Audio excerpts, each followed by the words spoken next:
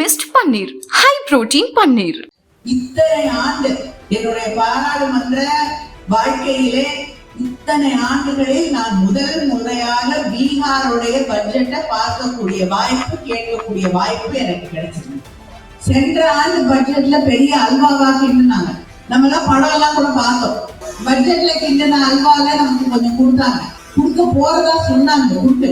ஆனா இந்த ஆண்டு பட்ஜெட்ல எந்த அல்வாவும் வரல. குறைந்த விலை, நிறைந்த தரம், தங்கள் தேவைகள் அனைத்தும் ஒரே இடத்தில். ஜெயச்சந்திரன். தமிழ்நாட்டோட பேரை சொன்னா கூட, ஆனா அவங்க தமிழர்கள் இல்லை என்று சொன்னால் கோவம் வந்துடும் நிதியமைச்சருக்கு. அவங்க இல்லைன்னு நான் சொல்லல, மகிழ்ச்சியோடு தமிழச்சியாக ஏற்றுக்கொள்கிறோம். அந்த தமிழ் உணர்வோடு கொஞ்சம் செயல்படும். பிரதமர் எங்க போனாலும் திருக்குறள் சொல்றாரு.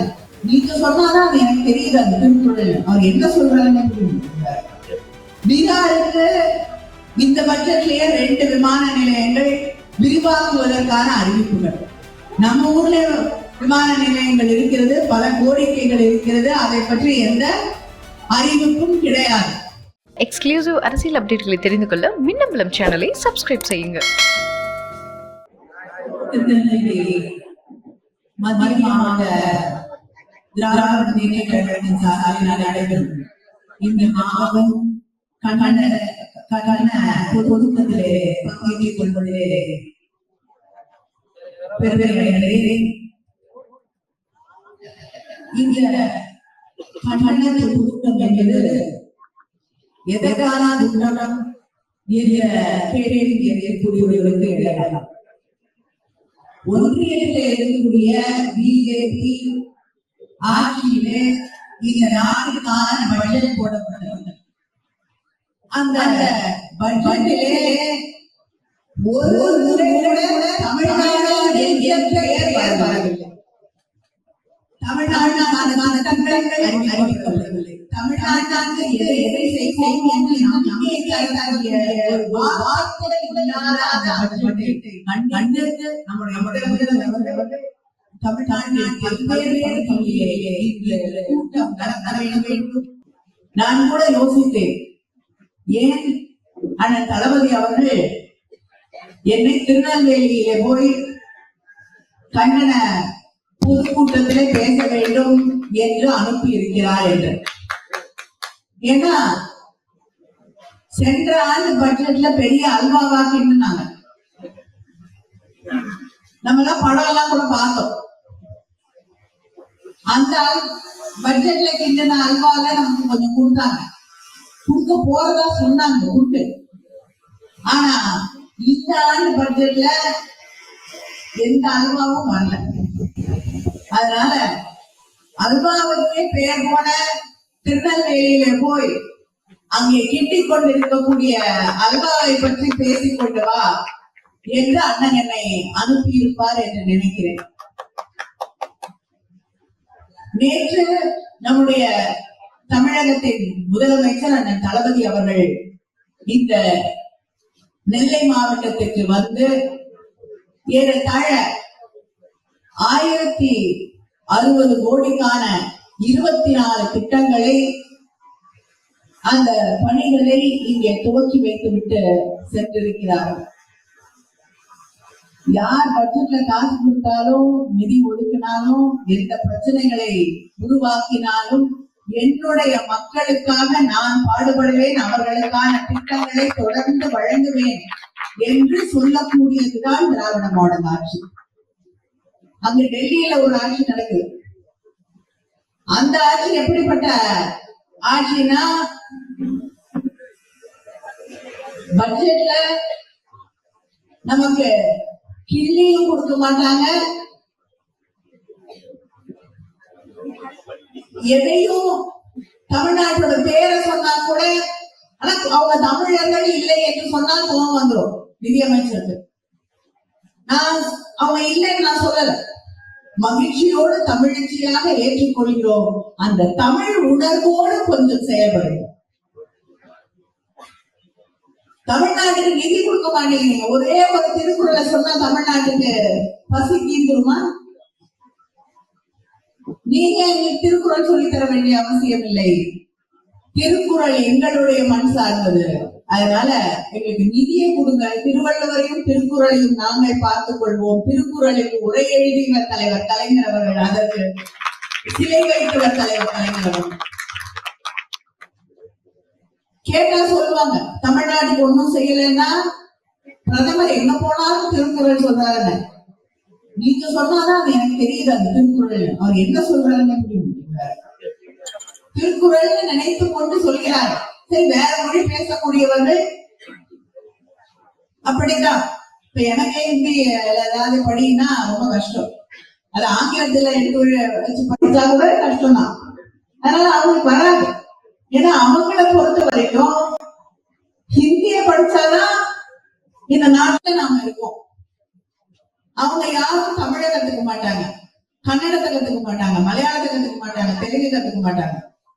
ஆனா தேசியம் என்பது நம்ம ஹிந்தியை கத்துக்கிறது மட்டும்தான் அவங்களுக்கு தெரிஞ்ச தேசியம். அவங்க இங்க இருக்கக்கூடிய எந்த மொழியையும் கற்றுக்கொள்ள மாட்டார்கள். இதுதான் அவர்களுக்கு தெரிந்த நியாயம். அந்த நிதி அமைச்சர், பிஜேபியுடைய நிதி அமைச்சர், ஒன்றிய அரசின் நிதி அமைச்சர் பட்ஜெட் படித்துக் கொண்டிருந்த நேரத்திலே அவையிலே இருக்கக்கூடிய நிலை எனக்கும் ஏற்பட்டது. ஏன்னா தமிழ்நாட்டுல 40க்கு 40 வெற்றி பெற்று சென்றிருக்கிறோம். அங்கே அந்த நிதிநிலை அறிக்கை வாசிக்கக்கூடிய இடத்திலே அமர்ந்து ஏதாவது ஒரு இடத்துல தமிழ்நாடுன்னு தப்பி தவறி வந்துருமான்னு காத்து கொண்டிருந்தேன். ஒன்றும் வரவில்லை, ஒரு வார்த்தை கூட. அதனாலதான் என்னுடைய ட்விட்டர் பக்கத்துல நான் சொன்னேன், இத்தனை ஆண்டு என்னுடைய பாராளுமன்ற வாழ்க்கையிலே இத்தனை ஆண்டுகளில் நான் முதல் முறையாக பீகாருடைய பட்ஜெட்டை பார்க்கக்கூடிய வாய்ப்பு, கேட்கக்கூடிய வாய்ப்பு எனக்கு கிடைச்சது. அதுக்கு சில பேர் பதில் சொன்னாங்க, கனிமொழிக்கு பட்ஜெட் புரியுமா? ஏன் எனக்கு பட்ஜெட் புரியாது. பட்ஜெட்டை சில பேர் மட்டும்தான் எழுத முடியும், சில பேர் மட்டும்தான் புரிந்து கொள்ள முடியும் என்று நீங்கள் நினைத்துக் கொண்டிருந்தால் அந்த காலம் மாறிவிட்டது என்று நான் தெரிவித்துக் கொள்கிறேன். இன்று உங்களை விட தெளிவாக திறமையோடு ஒரு ஆட்சியை நடத்தி கொண்டிருக்கக்கூடிய மாநிலத்தை சார்ந்தவள் என்ற பெருமை எனக்கு இருக்கிறது. இது ஜிஎஸ்டிங்கிறீங்கல்ல, தமிழ்நாட்டுடைய ஜிஎஸ்டி தேசிய ஜிஎஸ்டியை தாண்டி போயிட்டு இருக்கு. ஒரு ஒடுக்கப்பட்ட சமூகத்தில் இருந்து வந்த ஓபிசின்னு சொல்லக்கூடிய ஒரு முதலமைச்சர் நடத்தக்கூடிய ஆட்சி தமிழ்நாட்டிலே நடந்து கொண்டிருக்கிறது. அந்த அளவுக்கு எல்லாருக்குமான ஒரு திராவிட மாடல் ஆட்சியை நம்முடைய முதலமைச்சர் அவர்கள் நடத்தி கொண்டிருக்கிறார்கள். ஆனா அங்கே இருக்கக்கூடிய ஒன்றிய அரசாங்கம் தமிழ்நாட்டிலிருந்து கிட்டத்தட்ட நம்முடைய ஜிஎஸ்டி பங்களிப்பு ஒரு காலகட்டத்துல நம்ம ஊர்ல நம்ம வரி போட்டோம். நம்ம அரசாங்கம், தமிழ்நாடு அரசாங்கம் வரி வசூல் செய்தது. தமிழ்நாட்டுக்கு எவ்வளவு கொடுக்குறாங்க? 58,000 கோடி. பெரிய அளவாதான் தெரியுது கேட்கும் போது. 58,000 கோடி பரவாயில்ல, 58,000 கோடி. இதே நேரத்துல கிட்டத்தட்ட ஒண்ணுமே கொடுக்காத உத்தரப்பிரதேசத்துக்கு என்ன சொல்லி கொடுக்குறாங்க? 2,55,000 கோடி. காதுல விழுந்துதா? எவ்வளோ? 55,000 கோடி. 2,55,000 கோடி. நமக்கு வெறும் 58,000 கோடி. அதை இன்னும் நான் தெளிவா உங்களுக்கு சொல்லணும்னு நினைச்சா, தென்னிந்தியாவில் இருக்கக்கூடிய ஆந்திரா, தெலுங்கானா, கர்நாடகா, தமிழ்நாடு, கேரளா, இதுக்கு எல்லாம் சேர்ந்து அந்த ஒன்றிய அரசாங்கம் தரக்கூடிய எவ்வளவுன்னா 2,24,000 கோடி. ஆனா ஒரே ஒரு மாநிலமான யூபி,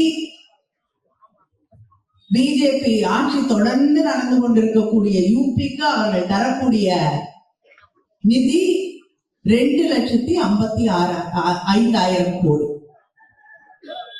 இது எந்த விதத்துல நியாயம் என்று நாம் ஏற்றுக்கொள்ள முடியும்? சொல்றாங்க யூபி வளரல, அதை வளர வைக்க வேண்டிய, யூபியை முன்னேற்ற வேண்டிய கடமை நமக்கு இருக்கு. நான் கேட்கிறேன், உங்களுடைய பிஜேபியில இருக்கக்கூடிய தலைவர்கள் மேடை ஏறும் பொழுதெல்லாம் அங்க பாருங்க யூபி எப்படி வளர்ந்துருக்கு, யூபியில இருக்கக்கூடிய தெருக்கள் எல்லாம் பிரமாதமா இருக்கு, யூபியில எல்லா தொழில் வளர்ச்சியும் கொண்டு வந்திருக்காரு யோகி, யூபி மாதிரி ஒரு மாநிலம் உலகத்திலேயே இல்ல என்று நீங்க தானே மேடை ஏறி பேசுறீங்க. இப்ப இவ்வளவு வளர்ந்த யூபிக்கு ஒண்ணு யூபி வளர்ந்திருக்கா இல்ல வளரலையா, இது ரெண்டுல ஒரு தெளிவான முடிவை சொல்லுங்க. அப்படி வளர்ந்திருந்ததுன்னா ஏன் எங்க காசை கொண்டு போய் அவங்களுக்கு கொடுப்பீங்க?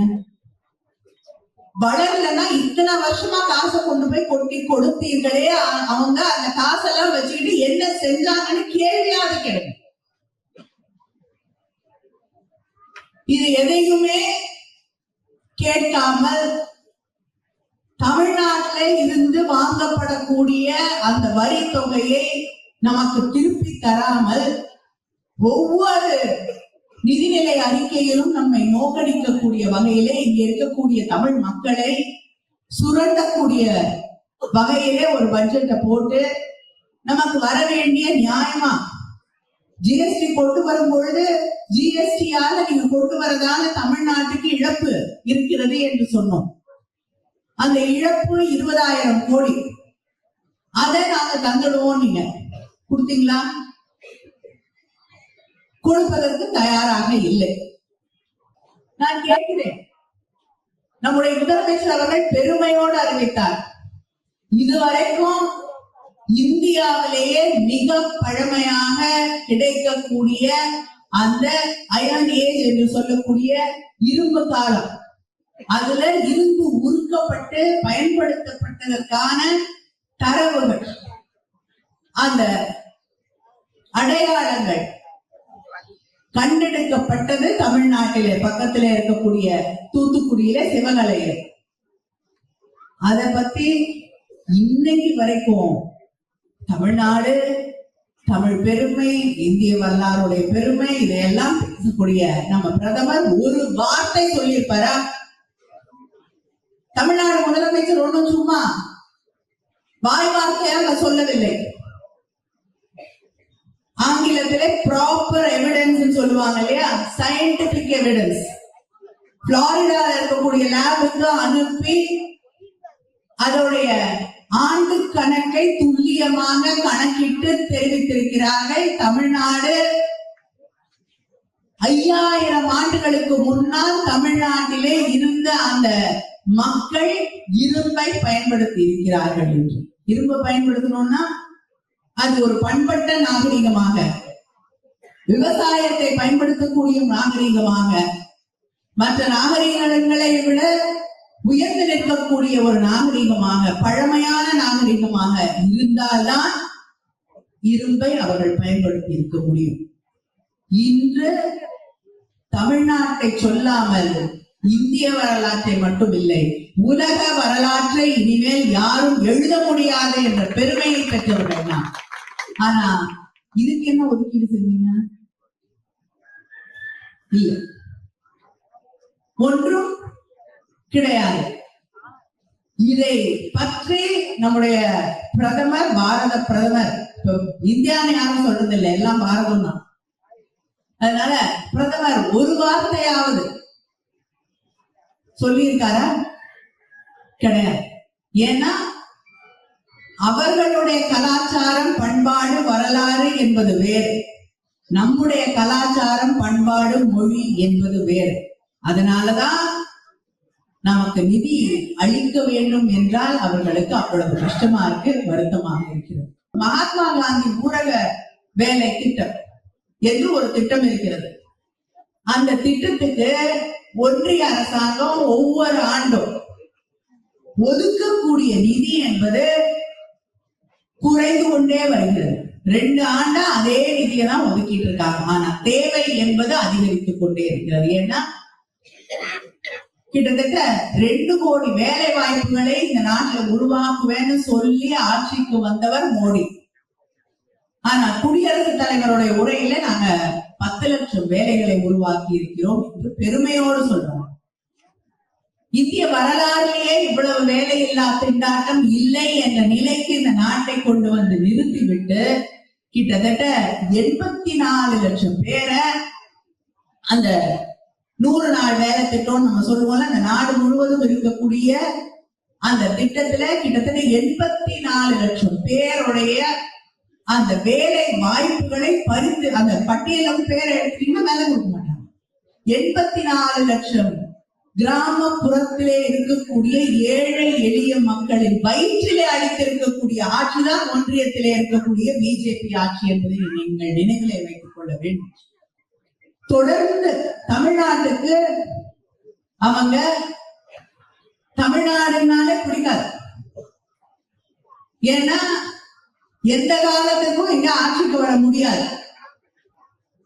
பீகாருக்கு இந்த பட்ஜெட்லயே 2 விமான நிலையங்கள், அதை விரிவாக்குவதற்கான அறிவிப்புகள். நம்ம ஊர்ல விமான நிலையங்கள் இருக்கிறது, பல கோரிக்கைகள் இருக்கிறது, அதை பற்றி எந்த அறிவிப்பும் கிடையாது. இதுல யூஜிசி பாலிசி, அதுல இருக்கக்கூடிய மாற்றங்களை கொண்டு வந்து நம்முடைய கல்லூரிகளை ஒன்றிய அரசாங்கம் தன்னுடைய கையிலே வைத்துக் கொள்ள வேண்டும் என்று துடிக்கிறது. அதுக்காக தான் டெல்லியிலே நம்முடைய மாணவர் அணி ஒரு ஆர்ப்பாட்டம் நடத்தியது. அந்த ஆர்ப்பாட்டத்திலே பல கட்சியின் தலைவர்கள் கலந்து கொண்டு தன்னுடைய கருத்துக்களை தெரிவித்தார்கள். நீங்க பட்ஜெட்ல எங்க பேரை சொல்லாம இருக்கலாம், எங்களை நிதி நெருக்கடியை உருவாக்கி வென்று விடலாம் என்று நீங்கள் நினைத்து விடலாம். ஆனால் தமிழர்கள் காலம் காலமாக இன்றே நம்முடைய முதலமைச்சர் இந்த உலகத்திற்கு பிரகடனமாக சொல்லி இருக்கக்கூடிய 5000 ஆண்டு பெருமையை கொண்டிருக்கக்கூடியவர்கள், தொன்மையும் தொடர்ச்சியும் இருக்கக்கூடிய மொழிக்கு சொந்தக்காரர்கள். அதனால் யாருக்கும் அடிமையாக, யாருக்கும் குறைந்தவர்களாக, யாரும் வெல்லக்கூடியவர்களாக நாங்கள் இல்லை. எங்களை எதிர்க்கக்கூடியவர்களுக்கு பாடம் சொல்லி தருவோம், எங்களை எதிர்க்கக்கூடியவர்களை வென்றே தீருவோம். நன்றி. குறைந்த விலை நிறைந்த தரம், தங்கள் தேவைகள் அனைத்தும் ஒரே இடத்தில். ஜெயச்சந்திரன் மில்கி மிஸ்ட் பன்னீர், ஹை புரோட்டீன் பன்னீர். மின்னம்பலம்.com தமிழின் முதல் மொபைல் பத்திரிகை.